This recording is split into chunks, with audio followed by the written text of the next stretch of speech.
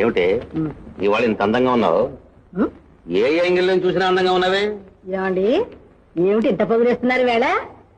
నాతో ఏమైనా పని వచ్చిందా లేక డబ్బు ఏమైనా కావాలా?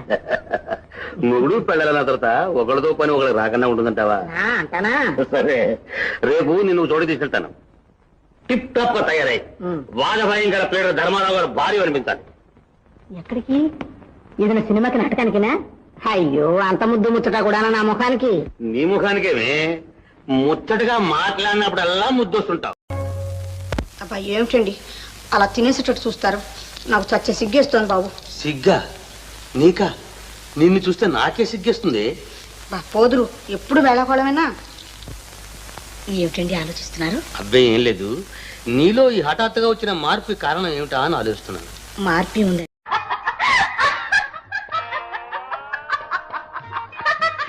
ఏమే ఇన్నేళ్ళు అయింది కదా, ఒక్కసారి అలా ముచ్చటగా నవ్వేవటే నువ్వు. సర్లేండి, ఎంతసేపు నన్ను ఏడిపించలే మీ సరసమైరు.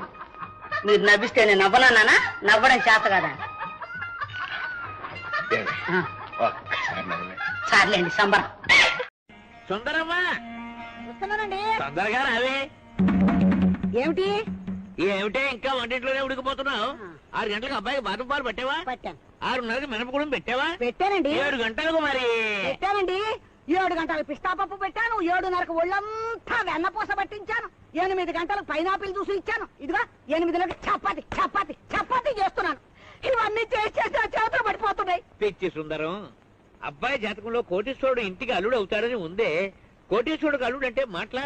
అందంలో మన్మధుడై ఉండాలి, బలానికి భీముడై ఉండాలి. అని చేత మనం వాడిని అలాగే మేపాలే. మీ జాతక ప్రకారం వాడు కోటీశ్వరుడు ఎప్పుడు అవుతాడో గాని వాడికి పెట్టే ఖర్చు చూస్తుంటే ఆఖరికి మనం బస్టాండ్ లో బిచ్చకాలం అయ్యేటట్టున్నాం. నోర్మయ్, జ్యోతిష్ శాస్త్రాన్ని శంకించావంటే నీ 5వ తనం తప్పగలే వెళ్ళిపోతుంది. రామరామ అవేం మాట్లాడి. అయ్యయ్యో, ఎక్కడ మా జాతక పుత్రుడు ఎక్కడ? అదిగో